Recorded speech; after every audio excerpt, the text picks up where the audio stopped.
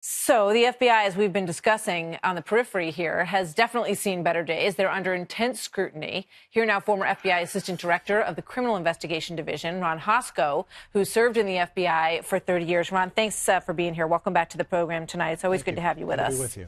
Yep, good to be with you. When you listen to what Senator Ron Johnson says about an informant telling them that there have been these meetings of what was referred to in these texts as a secret society off-site, what do you make of it?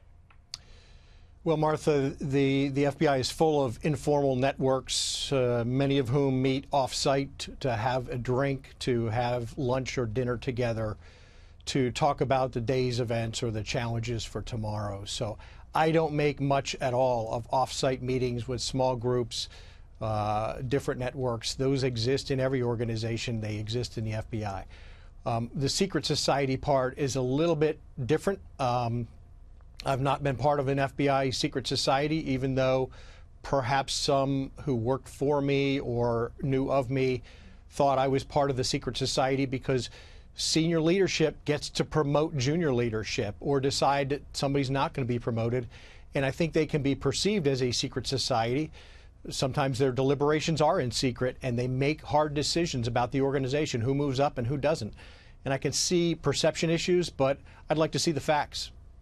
You know, some agents are very unhappy with what they have seen in leadership. They believe that the FBI has become very politicized, that it used to be an agency that went right down the middle and, you know, called the balls and strikes as they saw them when they did these investigations.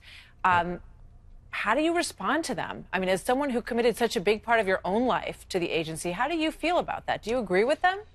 Well, look, I've heard any number of different views from both onboard agents, managers, executives, and from retired folks who have very decided views on the Hillary Clinton investigation. Mm-hmm. I have my own, and I will tell you, I share their pain in the struggle, the notion of the corruption of what Hillary Clinton did with that server, and the idea of her walking away essentially unscathed, right? The FBI was not in a position to revoke her clearance.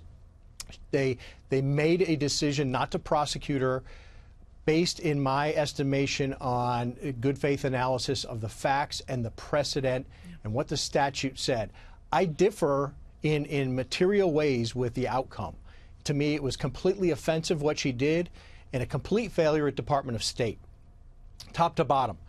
However, I have to depend on people who I know who are in the decision loop, making good faith decisions with prosecutors to come to a certain outcome, maybe based largely on precedent. Right. I don't like it, I don't agree with it, but it is what it is, and I believe that good people acted in good faith.